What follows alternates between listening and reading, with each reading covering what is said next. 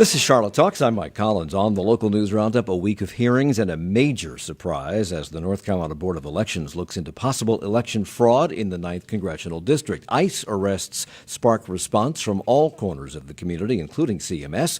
Jury selection was slow going this week in the Rayquan Borum trial. He's accused of shooting Justin Carr during the disturbances which followed the death of Keith Lamont Scott. And the reviews are in on Charlotte's performance in the NBA All-Star Weekend. Our roundtable of reporters is ready to detail those and other stories, and we'll meet them in a moment. But the top story of the week has been the hearings into possible election fraud, and we have one of the reporters who's been covering this all week, one from WFAE, actually. Steve Harrison joins us this morning. Good morning. Welcome. Morning, Mike. For a week, the Elections Board has been conducting these hearings into the 9th Congressional District race. Those hearings ended yesterday, but not before a stunning announcement from Republican candidate Mark Harris. Neither I nor any of the leadership of my campaign were aware of or condoned the improper activities that have been testified to in this hearing. Through the testimony I've listened to over the past 3 days, I believe a new election should be called. It's become clear to me that the public's confidence in the 9th District seat general election has been undermined to an extent that a new election is warranted. Did anyone see that coming? No, but everyone kind of realized something big was going to happen after lunch yesterday because the last line of questioning, the state board was asking Mark Harris about these emails that he had with his son, John Harris, where John is warning him to repeatedly to not hire McCrae Dowless. And Joshua Lawson, the attorney for the State Board of Elections, had asked Mark Harris, did you ever have any conversation recently with anyone saying you didn't think these emails would be part of this investigation in this hearing? Mark Harris said he didn't. He was asked again and again, and it kind of became obvious, like they knew something. And then at that point, Mark Harris's attorney asked for a recess, and they go meet. They, meaning the board, knew something? I think that the election staff had not a certainty that a conversation had happened, but they had a pretty good inkling that he was up there on the stand not telling the truth at that moment, and that's when his attorney... And some more news was made, because I was unaware of the fact that he'd been seriously ill, and he came back from that break saying that he thought, I think this is when he said this, that he thought he had the stamina to go through with these hearings, but that he had been ill, and in the course of that illness, he'd had 2 strokes? Right. The 2 strokes was, I mean, we knew he had been very sick, but the 2 strokes... I did not know that, and he looked noticeably different during the hearing. He'd lost a lot of weight, right. But yeah, I think that was kind of a missed part of the story, is how ill he was leading up to this hearing. So he came back from that lunch break, essentially having reassessed things, and I guess spoken to his attorney, because he was saying things that conflicted with what his son John had said and what material they knew the board had at their disposal. That's right. He essentially said, if I'm not mistaken, correct me if I'm wrong, that he, because of his illness, was a little, his brain was a little jostled, essentially. He couldn't remember all the details and the facts. Is that true, do we think? Did they buy that excuse, or is that an excuse for going down the wrong path until his attorney stopped him? I mean, I definitely think that's I mean, I can't speak to how ill he was and what condition he was when he was testifying, but I think that was, it was definitely when the testimony was going down the wrong path for him. Right. And I think that was kind of the best way to exit this whole thing. So when the candidate who's suing to have his election certified calls for a new election, that leaves the board few options, one would imagine, and they called what happened in these 2 counties, Bladen and Robeson County, a coordinated, unlawful, and substantially resourced absentee ballot scheme. This was a unanimous decision. It was, and I talked to afterwards to one of the there's 2 Republican board members, and he said that he was kind of even considering voting for a new election even before Mark Harris asked that there be a do-over. So I don't know if that would have happened, but right before this, I think going into Thursday morning, the state Republican Party was still really on the offensive, saying that show me the vote, show me where the election would have been different. I think that they felt like that the hearing had gone up until the son testified on Wednesday. I think they felt like the hearing had gone okay.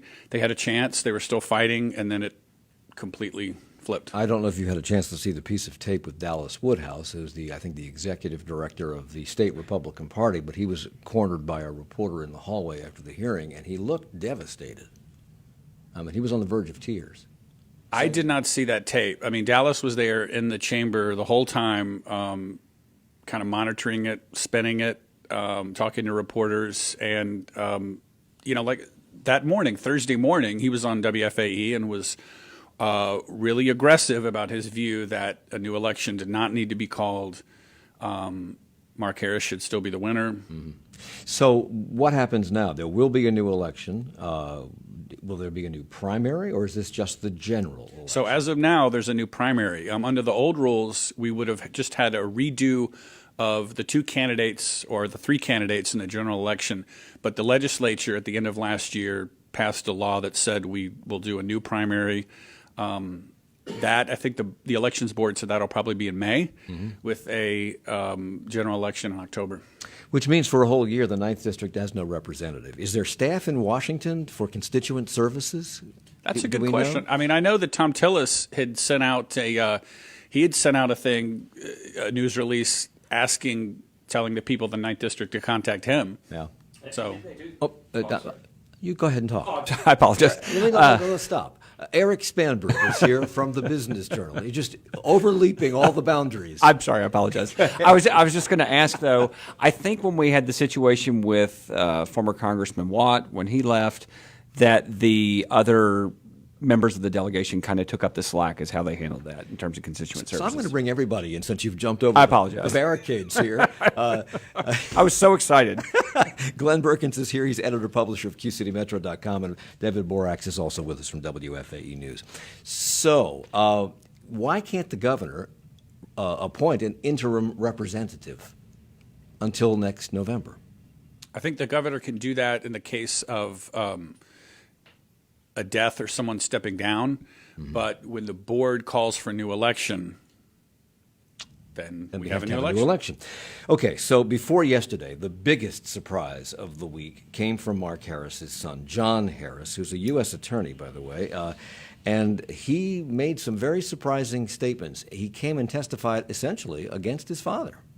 He did. This was by far the most kind of, I think, even in a way more surprising than what happened yesterday. Okay. So to kind of recap a little bit, going back to the 2016 Republican primary, Mark Harris narrowly lost to Robert Pittenger. McCrae Dowless was working for another candidate at that time, got tons of absentee mail votes in Bladen County. John Harris is looking at this, kind of poring over the data, and calls his father that night like something crazy is happening in Bladen County. He thinks it's an election error, but he keeps looking into it, and he becomes more and more convinced that it was fraud. So there's these exchanges really over the next 11 months between him and his father where he's saying, like, we got cheated. And then there's a point where Mark Harris is thinking about hiring McCrae Dowless for his second run. Mm-hmm. John Harris is repeatedly warning him, don't do this. He uses words in emails like, we'll be on thin ice. I'm fairly certain fraud occurred. So when the Board of Elections put a massive subpoena on Mark Harris's campaign for documents, correspondence, text messages, et cetera, they did not get these emails. And John Harris is going to an interview with the investigators, and he assumes that they have them. So he shows up for his kind of routine interview and puts the pieces of paper down, like, all right, here's what we need to talk about. This is really important. And the investigators have no idea. They've never seen him before. Their eyes get really big. They can't believe what they have. And so they're kind of armed with this. They have this stuff. The Mark Harris campaign does not know they have it. And never volunteered it. They never volunteered it. They did not know John Harris was going to testify. The Board of Elections kind of kept John in a separate witness room downstairs for 2 days. Now, I read that they didn't know because John has been not really talking to his parents a lot since this election happened. Is that because he knew he would be called to testify, and as a U.S. attorney, he wanted to maintain some distance and some perspective that he was not tainting all of this? I don't know exactly what he thought. He was not under any kind of gag order. He could have. He could have talked to his parents at any time. But the younger son, I think Matthew is his name. That's right. Told his father that John was going to testify the night before he testified. Is that right? I'm not sure about that. I know the way the elections board had said it to me was they were questioning Andy Yates, a Mark Harris political consultant, and they asked a question about a conversation Andy Yates had with John Harris. And I think that really sent a lot of panic. Like, why are we talking about John Harris? So this testimony is explosive because, A, the Mark Harris campaign does not know that the board has these emails that John volunteered of evidence that he had discussed this with his father, and Mark Harris had been saying all along that he had not discussed this with anyone. Here's what John Harris told the board. I expressed my concerns based on everything that I did know up to that point, namely my belief that McCray had engaged in collecting ballots in 2016. Now, that belief was based on my review of the absentee voter data that I've already described, and also just the general sense of reports that I was getting back that this guy was kind of a shady character. So what was the reaction to that in the room? What was Mark Harris's reaction to that, since he didn't know his son was going to testify? At that point, he was pretty stoic. He, just watching intently. It was later on at the end of John Harris's testimony when John said, I love my parents. I have no vendetta against them. We all need to do better. That was when Mark Harris, he began to cry. I'll say one more thing, or appeared to cry. One more thing about John Harris's testimony. He kind of went above and beyond what he needed to do. He's answering questions about these emails, but he would also volunteer his opinions. There was at one point he said, I think that they had the Red Dome Group, that's the political consultant, pay McCray Dallas to put separation between McCray and his father, which is something he doesn't know firsthand. But he volunteered it, and it was a case where, he was really, I just felt like getting a lot off his chest. And yeah. John Harris is not just the candidate's son. As I said, he's an assistant U.S. attorney in I think he's out of D.C.? He's in Raleigh, works in Raleigh. Okay. What are the optics of his testimony, considering all of that? I think that probably had a lot to do with it, that he felt like in his role he needed to be 100% or 110% open and above board, and I think that's probably why it was so. He just didn't talk like a lawyer at all up there. Glenn. I think there's another optics involved that we're not talking about, and that is the fact that what was happening in that county was the worst kept secret in North Carolina politics. You have a U.S. attorney, you have a federal prosecutor who, for all practical purposes, knew what was going on. Why had the FBI not knocked on this man's door? Why was this allowed to go on for so long? We have a member of the elections board who blew the whistle. Everyone knew what was going on, and yet it was allowed to continue. And that's the story that no one's talking about, and that is the story we need to investigate. And that is the question, what happens next now that this has come to light? We will continue in just a moment. It's Charlotte Talks on WFAE. Support for Charlotte Talks comes from WFAE members and Mazda of South Charlotte, committed to drivers that believe a car is used for more than just getting from place to place. More at MazdaofSouthCharlotte.com. And Charlotte Douglas International Airport offering business valet parking to weekend getaway travelers during the spring season and year-round. More at CLTAirport.com/businessvalet. The Smithville neighborhood in Cornelius, one of the oldest black neighborhoods in the county. It was created in 1908, settled by descendants of slaves.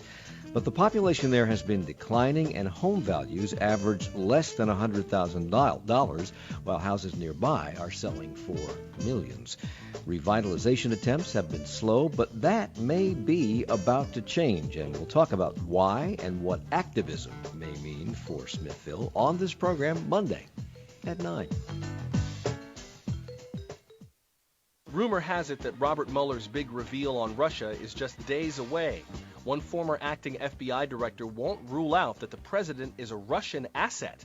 Donald Trump says it's all lies. And look who's back. I am going to run for president. That's correct. What's going to be different this time? We're going to win. The Friday News Roundup, next time on 1A. That's coming up at 10 following Charlotte Talk's local news roundup on 90.7 WFAE, Charlotte's NPR news source. It's the local news roundup on Charlotte Talks on WFAE and WFHE. I'm Mike Collins. David Borax is with us from WFAE News. Glenn Berkins, editor-publisher, Q City Metro. Eric Spanberg, managing editor of the Charlotte Business Journal. And joining us, fresh from the board hearing in Raleigh, is Steve Harrison, who has been covering the Mark Harris and the election fraud hearing in Raleigh all week. A lot of things came out of the last several days of this testimony. John Harris essentially testified against his father, saying that he in fact did try to warn his father of misdoings on the part of McCrae Dowless, or alleged misdoings. Of course, Mark Harris yesterday's stunning announcement where he called himself for a new election. Yesterday, Mark Harris also addressed, essentially, why he did not listen to the warnings that John Harris, his son, gave him. I knew John had never been down to Bladen County. I knew John had never met other people down there. And so, again, in weighing it out, I did not consider John's to be a warning that this was a problem and could be a real serious potential problem. Because I just believed he was overreacting. He did say later on that his son John can be, quote, a little judgmental and at times arrogant. Yeah, a taste of arrogance, I think maybe was the phrase, yeah. Is this a case of father knows best or something else? The attorney for the Board of Elections, he used the words Greek tragedy to describe this, how this unfolded. I think there was a case for Mark Harris that he was able, he wanted to believe that McCrae Dowless was okay. And there was a path to do that. There were people in Bladen County who told him this was a great program and everything would be great. So, he was able to ignore what his son said, and he was able to latch on to something. He also said earlier, I think in the conversation, that he had developed kind of a pastorly relationship with McCrae Dowless. He liked him. He thought he was redeemable or something. Yeah, and one thing in the hearing that talked about, a lot of people talked about, was that McCrae Dowless just was very needy, and he would call them on the phone all the time. And even they were too busy, and they would have to, because he just wanted to talk about how the race was going, politics, this, that, and constant talking. David? I'm not sure that Mark Harris even thought that there needed to be anything redeemed about McCrae Dowless. Okay. He said when he first met him, obviously the meeting was set up by a judge down there. A lot of people came to this meeting, and they vouched for him. He said at one point during the hearings that in this meeting, McCrae Dowless had been so clear that he was not breaking the law that he didn't think that there was any need to follow up on this and do any more due diligence. And I think he was just not really listening to all the other voices around him. Well, let's go back, though, to what Glenn was saying. This reputation, not just for him, but for Bladen County, is years and years old. And I think it is an entirely legitimate and logical question as to why a candidate would not only ignore his son, but ignore a son who is part of the judicial system. He's in the U.S. Attorney's Office. I mean, I think that's going to be hard for a lot of people to look at and say, well, there was another path. Well, could it be argued that the U.S. Attorney's Office has been ignoring this Absolutely. for years? So why believe your son? Well, that's the point. Yeah, exactly. And you've got a judge recommending this guy. Right. This stinks. There are so many problems in here. One of the phrases of the week was, there are no red flags. We heard that from 2 or 3 different witnesses. And obviously there were red flags. In fact, at one point, I think it was during the testimony of Andy Yates, the political consultant who was working for Mark Harris, they talked about the This American Life, the NPR program that did a study, a report on the 2016 election where some of these same things happened, and they had people talking about the things they were doing that were improper. And these flags are like the size of American flags over car dealerships. I mean, these things are huge. They unfurl and cover counties. It's that big red flag that they fly back and forth the stage on in Les Mis at the end of Act One. How could you miss it? It became clear people did not see what they did not want to see. Well, we have a question from Chris, who emails, did John Harris report his suspicions of fraud in the primary when they arose? Not to pick on him, but as a federal prosecutor, I would expect him to do so. Did he? He, at the time in May, the 2016 primary was, I think, June 2016. He was a law clerk at the time, so he wasn't in the U.S. Attorney's Office at that point. And so his suspicions, no, he did not. Okay. He just tried to get his dad to stop. You played a cut earlier this morning in a report you did on Morning Edition, Steve, with board member Jeff Carman saying essentially to Mark Harris, so you just wanted to win. Is that right?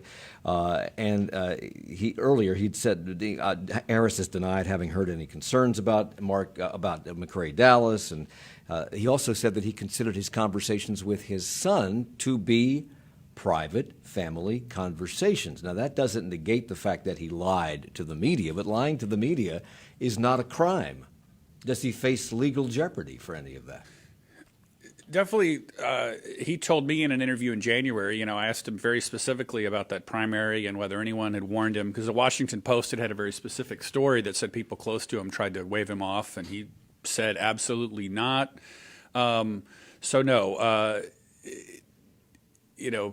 telling me and the other media a different thing that's just how it goes. Throughout Stephen emails, throughout his testimony, Mark Harris recalled meetings and other things with great accuracy. He remembered dates and often precise times of day. It strains credulity that he couldn't remember talking to his younger son about the emails exposed by his older son just the day before.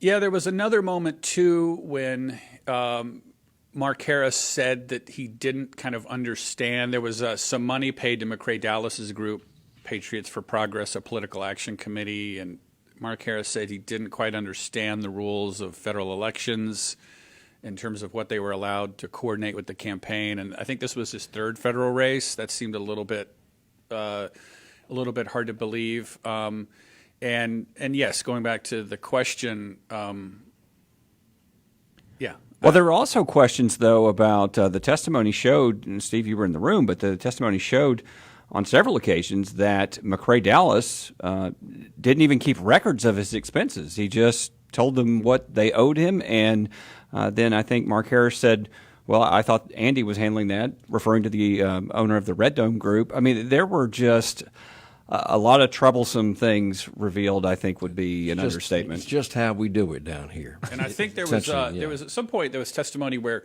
McCrae Dallas was going to get paid $5 per absentee ballot request form that he brought in. Right. But I think in Robeson County, he had inflated it so much that I think maybe it came out they were paying him about $50 per form. So Dallas, I think, was really, for him, I think this was the client of a lifetime until it wasn't. So let's talk about the man at the center of all this, McCrae Dallas. He's a political operative. He's worked for both sides of the aisle, Democrats and Republicans in the past, and he was hired by Red Dome Group, who was helping run the Mark Harris campaign.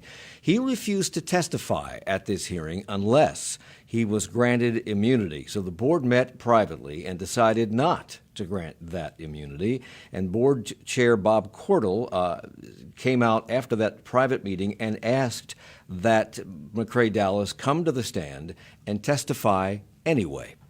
We would request him to come forward like all our other witnesses have come forward and testify voluntarily. And if he refuses to do that, we have the right under our rules and our orders in this case to take negative inferences concerning his actions. So it's your decision, Mr. Dallas. Mr. Dallas will only be complying with the subpoena he was given, which was to appear. That's McCrae Dallas's attorney, Cynthia Singletary, who was asked again after the proceedings about what her client has to say. Is there a time he'll be allowed to speak for himself? Possibly. Is there anything that he wants to testify on about regarding Mark Harris? My client would love to testify under the right conditions. What are those conditions that would be the right conditions to testify? It would depend. I can't tell you now. So this was not a court of law. Does it have the power of law? In other words, could he have put himself into jeopardy had he testified in front of this board? Yes. Once he was under oath, he had to testify truthfully, which was why yesterday Mark Harris's attorneys called for the recess when Mark Harris was testifying. So it wasn't they weren't prosecutors. It wasn't a criminal case. But yes, once he took the oath, he had to tell the truth. David. So a lot of information came out this week. There was testimony from people who worked for Dallas about things that they did that were improper. There was people recounting conversations and notes that were left at meetings and all kinds of potentially incriminating evidence. And the question now is what happens next with this? So we know that from the Elections Board standpoint, they've scheduled a new election. That's what they were there to do. They also have the power to refer this to a prosecutor for criminal charges, and I think that's the next shoe that we're going to wait to drop on this. Well, for example, wasn't it Wednesday night they turned over 800 pages of documents? I thought I read somewhere that a lot of documents popped up as the hearings were going on, and so there was great consternation among Elections Board members about why that had not been provided earlier. Well, the John Harris emails, that we talked about earlier, when Harris's campaign team, his attorneys realized that the state had those during the hearing, those were some of the ones they turned over. The negative inferences that were whispered into Bob Cordell's ear a moment ago, did that go by the wayside when Mark Harris called for a new election, or would those negative inferences, did he mean by that if you don't testify, we may view that as a reason to have a new election? Yeah, I think that was what it was. Just that we'll look badly upon this decision. The Raleigh News and Observer caught an interaction between Mark Harris and a WBTV reporter as he left the hearing yesterday in Raleigh. And in it, the reporter, and it's difficult to hear this, so I urge you to turn up your radio for a moment. He asks Harris if he intentionally lied to the people of North Carolina. Dr. Harris, I have to ask you, did you intentionally lie to the people of North Carolina? No, sir. Why are you calling for this now? We'll talk later. I made my statement, and we'll talk about it later. So when he's asked, did you intentionally lie, I don't know if he could hear it or not, he says, no, sir. He looks like a beaten man in that clip, and there will be a new election. Has Harris said anything yet at all about being a candidate? And I know you reported this morning that he said nothing, but his wife said something. She said that they're going to think about it. And I think I saw on Twitter this morning, I think that he told WBT that he's going to right now rest and try and get better and then make a decision. If there's legal proceedings that follow this, who would be the target of those proceedings? Would it be him and his campaign? Would it be McCrae Dallas? Would it be all the people around McCrae Dallas who we haven't talked about, we don't need to talk about? I think it would just be McCrae Dallas and the people working for him. What Mark Harris testified to and it was kind of some poor judgment and some bad decision making, but I didn't see anything criminally that would be a problem for him. Now, as we mentioned, John Harris, the U.S. attorney and the son of Mark Harris, said that he believed there were shenanigans in the 2016 election, and that's why the red flags were going up for him, which is why he started talking to his father about McCrae Dallas. And now, former Governor Pat McCrory, who lost to Roy Cooper in the 2016 election, wants the investigation to extend back to 2016 as well. He said that, quote, this request was totally rejected and ignored back in 2016. Evidently, his campaign asked for that investigation into these same kinds of activities. Is that request likely to be heeded, to go back and look at 2016? I don't think they can. There's certainly nothing, obviously, they can do about the election. I think any criminal investigation into McCrae Dallas would probably extend back that far.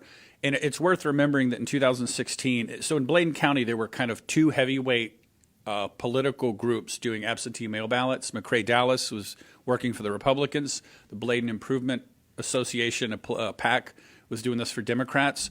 There was a lot of testimony in the hearing that, like, McCrae detested, hated, despised the other group, and they were rivals.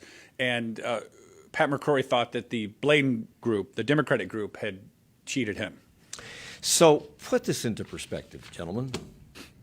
This is a pretty big deal. We have election fraud that leaves the 9th Congressional District without representation for a whole year. We have the investigation into Russian interference in the United States election 2 years ago as well. What does this tell American voters about the integrity of our election system? Well, not only that, I would add voter suppression to that. We have so many instances of, let's look at the Georgia governor's race for an obvious example. I think there is ample evidence as to why people are so skeptical about the voting system right now. And I think it tells us one thing that we already knew, that the real weak spot in our electoral system is not people who show up at the polls. It's the mail-in ballots. That if there is massive fraud in our system, that's the easiest place for it to happen. But the other thing it says is there doesn't seem to be any sense of urgency within governmental bodies or individuals about fixing this. I mean, no one in Congress seems to be terribly upset by what happened in the last election, and people ignored this, and they've known about it for years in Bladen County. No one cares. It's true. I think people are. I think we want to believe that our democratic system is the best in the world and that it works the way it should. But so many different avenues here are evidence that it's not. I mean, everything from, as you say, the voter suppression to examples like this.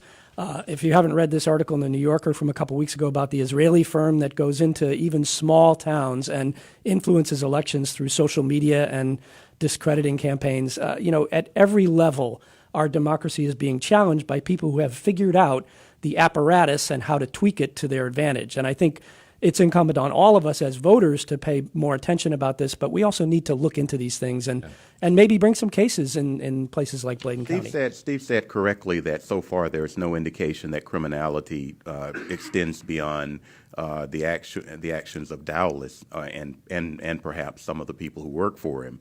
I'm not convinced of that. I think we have to wait and see what this investigation turns up. If you're a federal prosecutor and you know that there are allegations of fraud, ongoing allegations of fraud year after year after year in a certain part of the country, and you don't investigate, you should be held criminally responsible. Absolutely. From a practical standpoint, I think what happens next is prosecutors are going to look at the evidence that they have and decide where can they bring charges. And even though we may have heard about wrongdoing in some places or in 2016, it's going to come down to where do the prosecutors think that they have the best case to make. But as bad as this is, remember, the amount of voter fraud is still minuscule. It doesn't mean this is not a problem, it doesn't need to be dealt with, it needs to be vetted, all those things.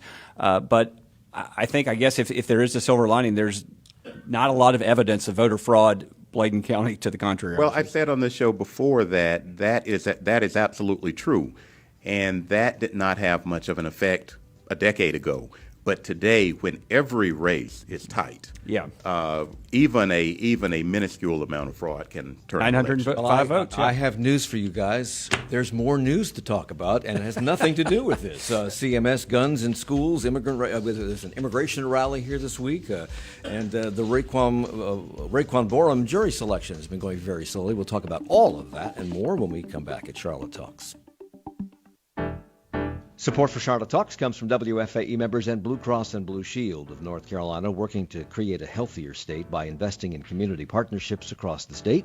More at todaywe.com/community. And Blumenthal Performing Arts presenting trumpeter and composer Chris Bodie, who for more than 2 decades has performed with Sting, Paul Simon, and Tony Bennett.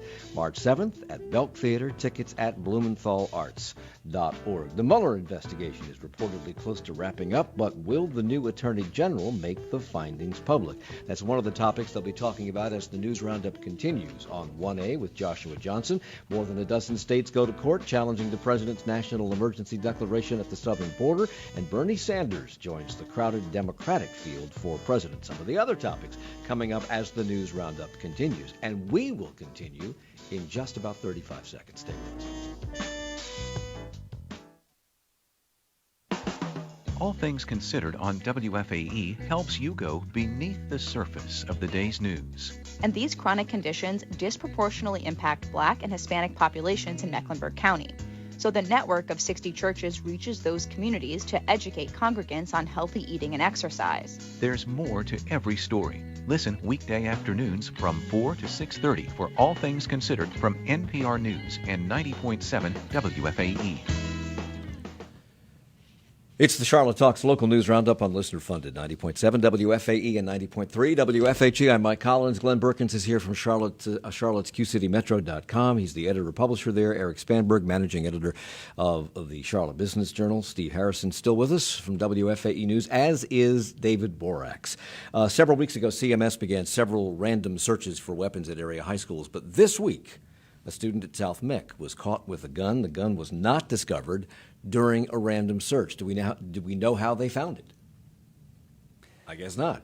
I'm not sure how they found it. What, if anything, do we know about the students' intent in bringing the gun to school? Have they revealed anything at all? Because they've been playing this pretty close to the vest. I don't think we have a lot of information about this, but there was also actually another one this week. I don't know if we have noted that one. It was at Ranson Middle School, where a student brought a gun on the bus in the morning, dropped it in a trash can on the way into school, and they had a lockdown for a while. They did a search. They found the gun. A message was sent home to parents. So 2 more cases here of guns being brought to school. There's no indication in either of these cases that there was any intent to commit a crime or anything. Does that mean that these random searches where they go into classrooms unannounced with dogs that can sniff out gunpowder are completely a waste of time? Well, I think that they're.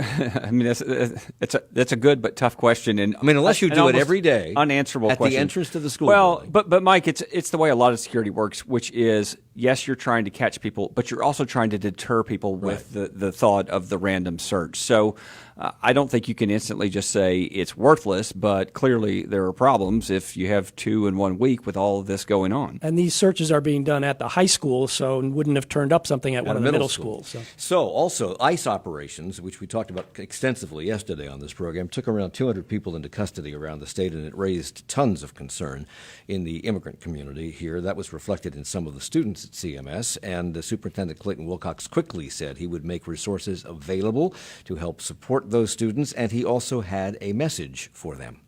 You're safe here with us. We care deeply and passionately about you. We care about the larger community. We care about the community that we live in. Together, we're one family here in CMS. Comforting words.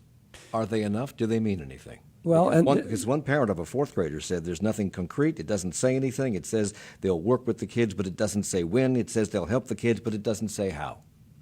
So I think they were intended to be comforting. He's made similar statements to this that you just played at the school board meetings. And, he wants to put forward the image, at least, that CMS does care about what's going on with this and stands with its own students. The reactions have ranged from people who appreciate that. There was also there was an observer story about this that quoted a student who said that she felt reassured to know that the school system was committed to looking out for itself. But as you mentioned, there are other parents who they don't see enough here. They want to know. I'm sorry. They want to know that CMS is going to do more to protect their kids. But we have to be clear too that there's very little CMS can do in the way this is a federal issue, and whether or not a parent is detained, picked up, detained, deported, CMS just absolutely has no voice in that, and so they're kind of stuck in the middle of a very emotional and very unfortunate situation. They're the beneficiary of the ripple effect. Absolutely. Of what happens when ICE goes out into the community. And there was a protest about that here on Monday.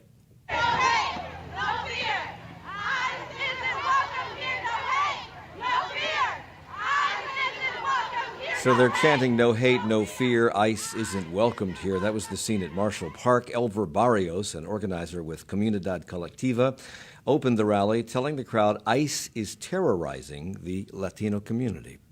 We are tired that we go to school, we go to work, and yet ICE is there. We take our kids to school and ICE wants to be there. We go anywhere and ICE wants to be there. So how many people turned out for this protest in Marshall Park because of this increased ICE enforcement? There were probably a couple of hundred people there. That's what our reporter from WFAE, Sarah D'Elia, reported. It wasn't anywhere near as big as a protest a couple of years ago that drew something like 15,000 people uptown.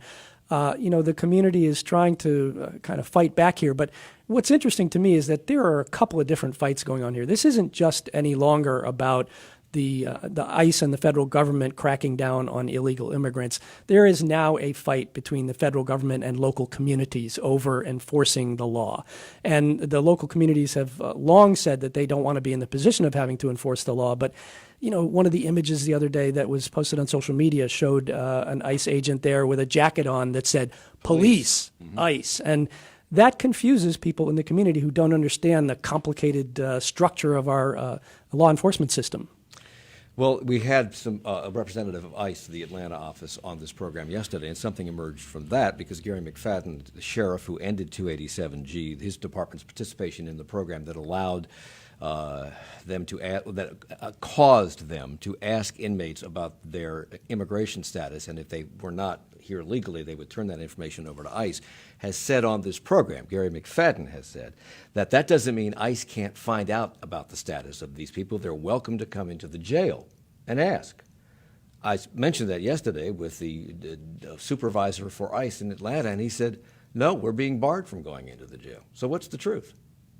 That's a good question. I don't know the answer to that. In the past, it would be a question that would be asked as people were processed coming in, and then the ICE agents who actually had a little office at the jail, I toured this one time, right. They could go over to the computer system and bring up a list of all the people who had questionable immigration status, and they could go then and question them. The other time I've talked with someone from the sheriff's office, they've insisted that ICE agents even now are in the jails. Yeah. And there is, of course, the disagreement between local law enforcement and the federal law enforcement about the safety of the community. Local law enforcement says that 287G and these raids make the community less safe because it makes people afraid to come forward and report crimes.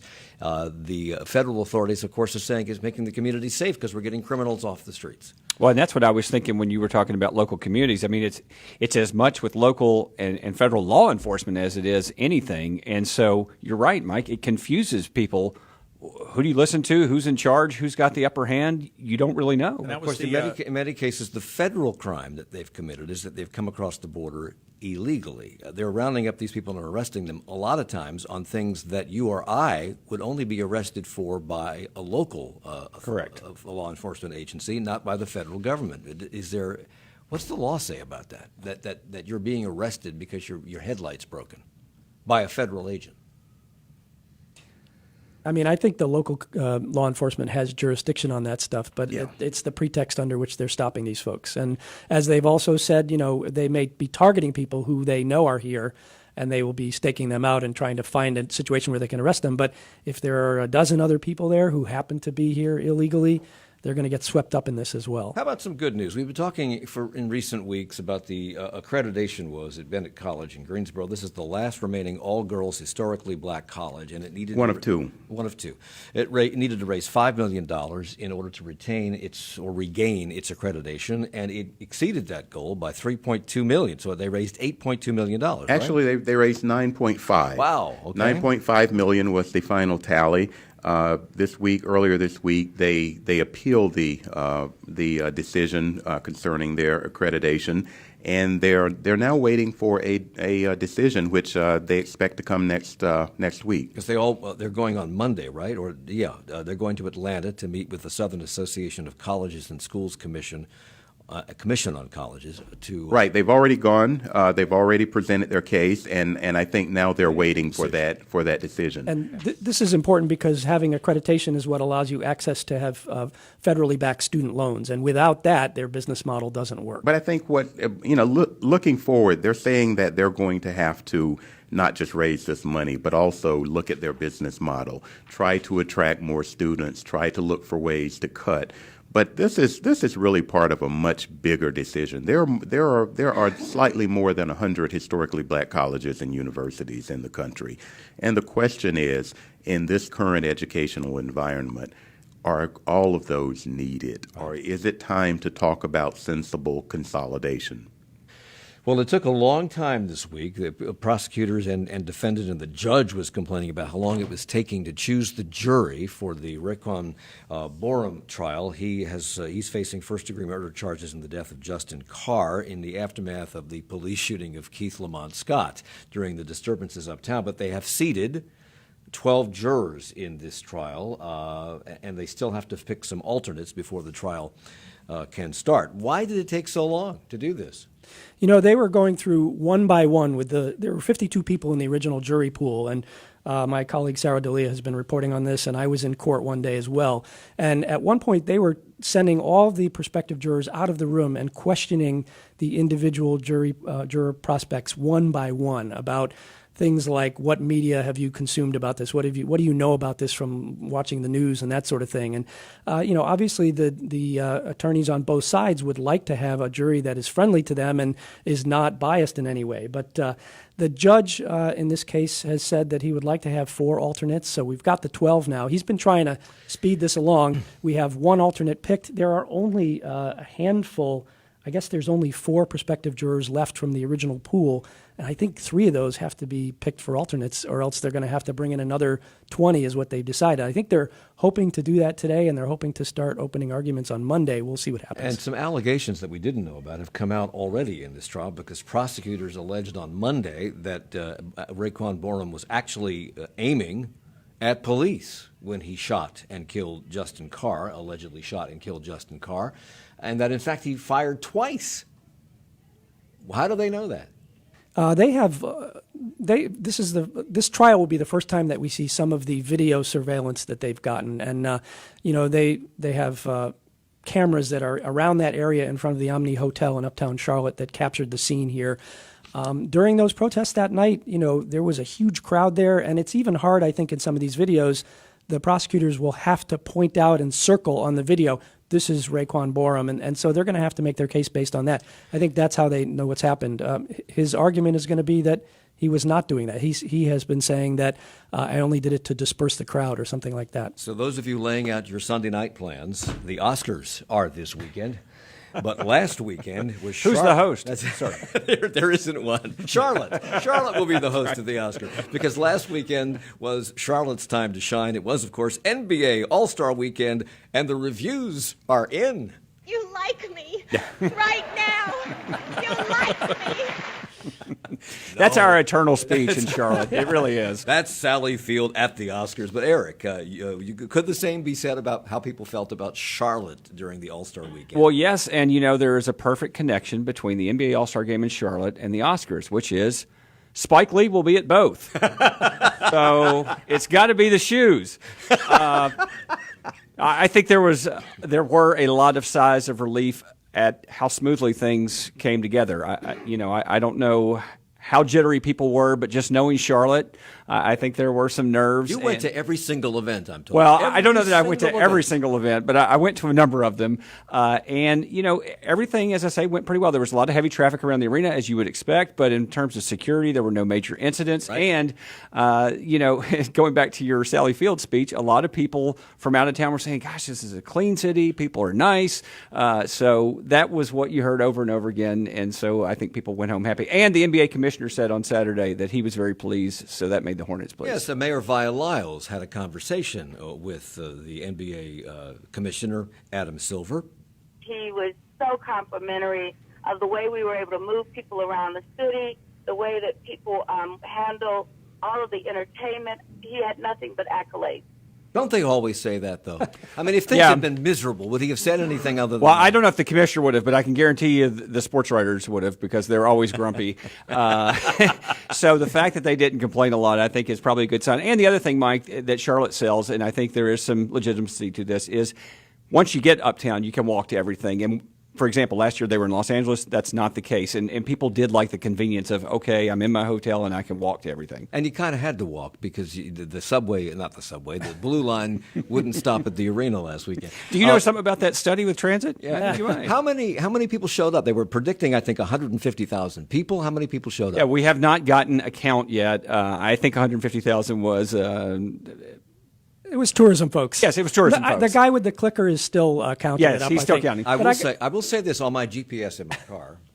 It shows you where there are traffic jams with little red lines on all the streets wherever there are traffic jams. And on Saturday night, I was coming back from Cornelius, and I was passing around 277, and every single downtown street was red. Red. Yeah, I mean, there were a lot of people Actually, they were closed. That could be true. They were closed. There were a lot of people here, and like I said, I think they had a good weekend. And I read this morning that the hotel industry, this was the biggest weekend in history in Charlotte for the hotel industry. Yeah, and when you compare, it was right on par with the DNC in terms of the average room rates, so that's good. It depends if you use $2012 or $2019, but I'm turning it into a geeky business reporter. But yes, they had a really good weekend, sales way up, and so it did what it was supposed to do by most measures. What do you mean you're turning into a geeky?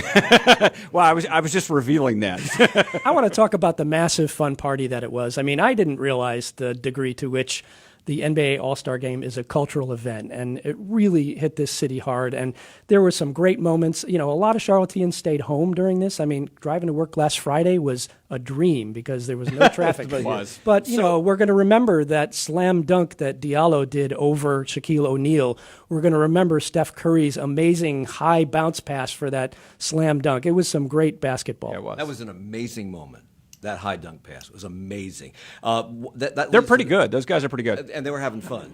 So we have 30 seconds. So what is next? I heard rumors that we want the NFL draft. NFL I think draft. that'll be the next thing And that's that actually pursued. surprised me. How big a deal is that? It's a big deal. Yeah. 250,000 people showed up in Philadelphia for 3 days. It's shocking that people will turn out in droves to watch people sit on their phones and pick their next employees. But yes, people do that. Do we have time to talk about the Panthers raising their ticket prices? Do we have time to talk about that? Do we want to talk about What's the headline? We can explore that next week, but yes, they are going up second straight year. First time under David Tepper, so welcome to the club. What are we getting for our extra money? Oh, Mike, you're getting a practice bubble, you're getting a more competitive team, and God knows you're probably getting a $12 beer or two.